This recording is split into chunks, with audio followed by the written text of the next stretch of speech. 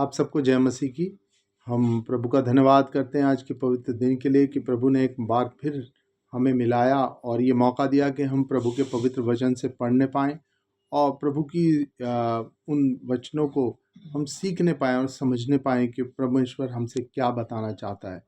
तो आइए, आज का वचन जो प्रभु ने मेरे और आपके लिए दिया है वो लूका की इंजील, लूका की पुस्तक से लिया गया है। और ये लूका की पुस्तक 23 अध्याय से, जहाँ पर 32 से लेकर और 34 आयत तक आज हम देखेंगे कि जहाँ पर दृष्टांत है कि एक जब प्रभु को वो क्रूस पे ले गए तो वहाँ से हम पढ़ते हैं, हम देखते हैं कि किस प्रकार से वो घटना है और प्रभु ने वहाँ पर क्या कहा। पहला कलाम प्रभु ने क्या कहा क्रूस पर से। तो मैं पढ़ता हूँ लूका 23 बाब उसके 32 से लेके और 34 आयत तक। वे अन्य दो मनुष्यों को जो कुकर्मी थे उसके साथ घात करने को ले चले। जब वे उस जगह जिसे खोपड़ी कहते हैं पहुँचे तो उन्होंने वहाँ उसे और उन कुकर्मियों को भी, एक को दाहिने और दूसरे को बाईं ओर क्रूस पर चढ़ाया। तब यीशु ने कहा, हे पिता, इन्हें क्षमा कर, क्योंकि ये नहीं जानते कि ये क्या करते हैं। प्रियो, यहाँ पर हमने अभी वचन में देखा कि किस प्रकार वो दो कुकर्मियों को भी प्रभु यीशु के साथ वहाँ पर क्रूसीफाइड करने के लिए ले गए थे।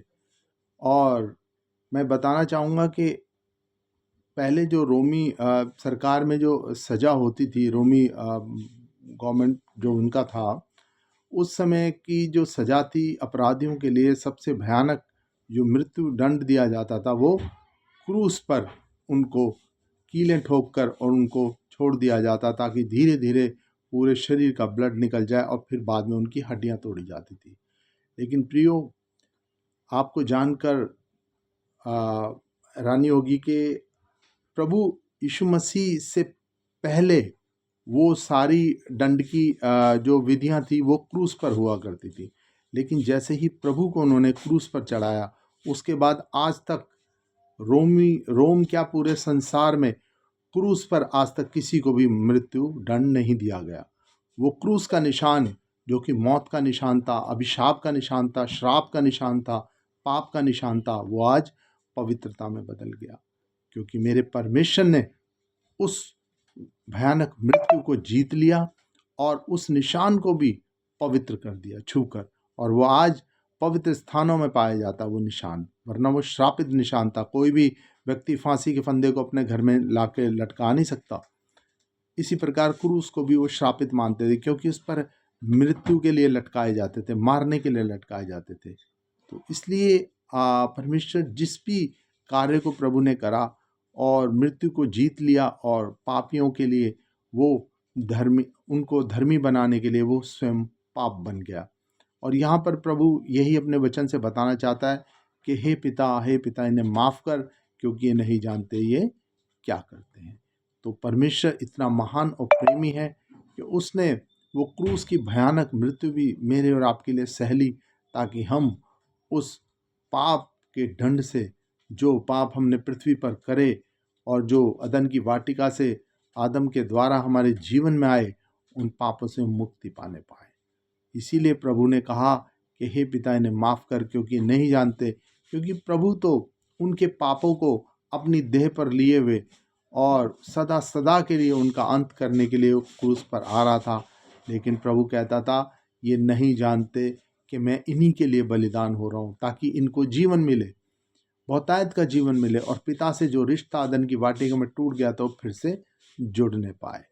और अपराधियों की साथ वो गिना गया, ताकि अपराधियों और पापियों और दबे हुए और कुचले हुओं का वो परमेश्वर ठहरे, और उनको भी वो उस पाप की मृत्यु से आज़ाद कराए और परमेश्वर से उनका मेल मिलाप कराए।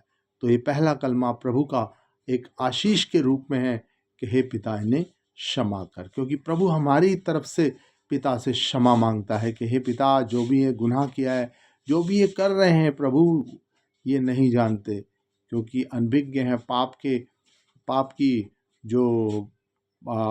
की जो कार्य हैं, उन्होंने इनकी आंखों को बंद कर दिया है, वो तेरी महिमा को नहीं देख पाते। हे पिता, इन्हें क्षमा कर। तो प्रभु ने हमारे लिए उस क्रूस पर परमेश्वर से क्षमा मांगी और प्रियो, हमें हर प्रकार के पाप से, हर प्रकार की मृत्यु से, वो भयानक मृत्यु से, अनंत काल की मृत्यु से हमें बचाने के लिए परमेश्वर से विनती की। आइए हम परमेश्वर से प्रार्थना करते हैं। प्रभु परमेश्वर, मैं धन्यवाद करता हूँ प्रभु जी आपके इस पवित्र कलाम के लिए, पहले कलाम के लिए प्रभु, जो आपने क्रूस से पहली वाणी बोली पिता। यस प्रभु, आपने हमें छुड़ा लिया है परमेश्वर पिता। और जितने भी भाई बहन, बेटे बेटियां आपके प्रभु जी इस वचन को देखते हैं प्रभु जी, हाँ प्रभु, उनके जीवन में भी पिता परमेश्वर महिमा, वो दया, वो करुणा आने पाए प्रभु जी, और वो भी सब छुड़ाए जाएं परमेश्वर पिता। तेरी इस दया के कारण प्रभु वो भी बचाए जाएं प्रभु जी, वो आत्माएं पिता परमेश्वर बचाई जाएं, पाप से मुक्त होने पाए प्रभु जी, और तेरे पवित्र जीवन और स्वर्गीय राज्य में प्रवेश करने पाए। सारा दरमान आपको देते प्रार्थना यीशु मसीह के नाम से मांगिए पिता, सुनो कबूल कर, आमीन। Thank you. जय मसीह की।